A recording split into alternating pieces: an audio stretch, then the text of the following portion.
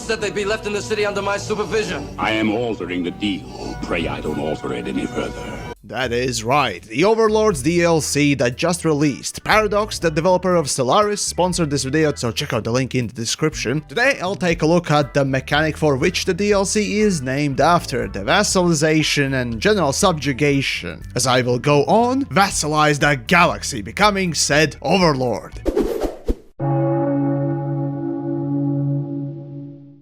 Now, I gotta be frank, subjugation and domineering over my submissives and what with all that BDSM nonsense that failed marriages get into is not really my thing. Instead, I tend to enjoy a bit more of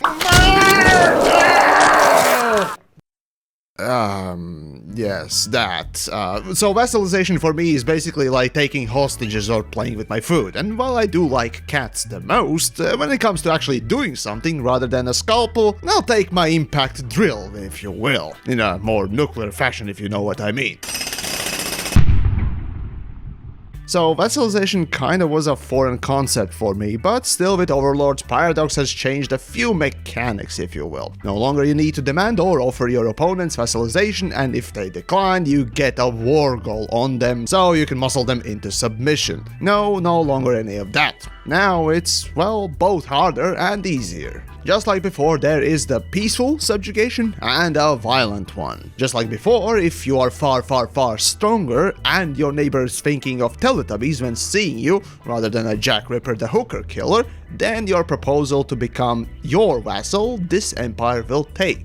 As for the violent one, well, the change comes in with the fleet power. No longer you need to send vassalization offer to get the war goal. Now, simply if you are far more powerful, then the war goal automatically unlocks and you can immediately go have fun. The biggest change though comes in with the subjugation agreements. Be it vassalization or protectorates, you get to put down demands, which open up a wider customization.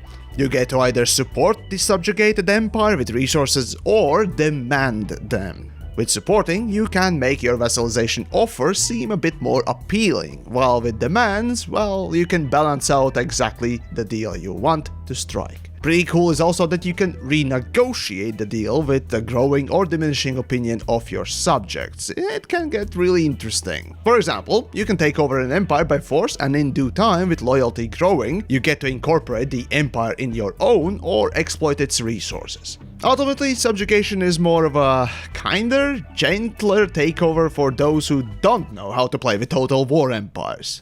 No, sorry, I meant for those connoisseurs of diplomacy and corruption. You know, sociopaths.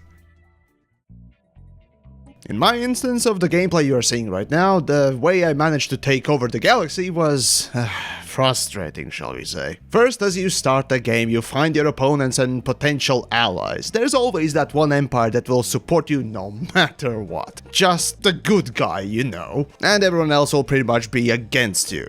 So, theoretically, you could go and try vassalize that friendly guy empire. Well, unfortunately, unless you're super pitch-perfect gameplay or, well, let's be honest, playing with cheats, only then you may be strong enough or have enough power for the friendly empire to actually agree to become your vassal. And even then, you will most likely have to offer a lot of your own stuff for them, which only will hurt you in long term. So I chose to focus on annoying my other neighbors, goading them into attacking me and then slowly taking some of their systems, thus weakening them. Okay, first war, took some habitable systems. Great. Second war, took some more habitable systems from my other neighbor, with some annoying losses, but still good. At that point I seem to have neglected my economy and screwed up the third war, where both of them even managed to join hands, and the result was, well, status quo. Damn.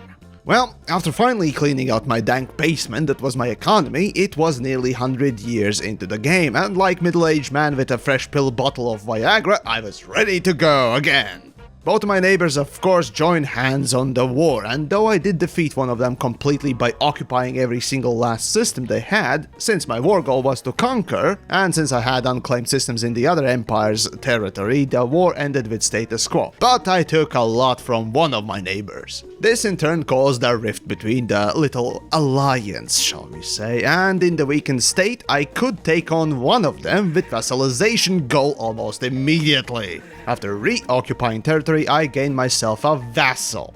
though it was not my first one, as I did manage to coerce my friendly neighbor by supporting his science. Yeah, it's a crap deal, but still I'll deal with that later. As for the vassal I took by force, well, in the weakened state it seems that the empire managed to even split in two, and soon after, the other half asked to be my vassal. Oh, sorry, I mean protectorate. It's still good enough. At this point, all that was left was to get the last empire and, well, I think I overdid it, cause when I started fighting, I still didn't have the subjugation war goal, so I opted for conquering, just take a couple of systems and weaken them like before.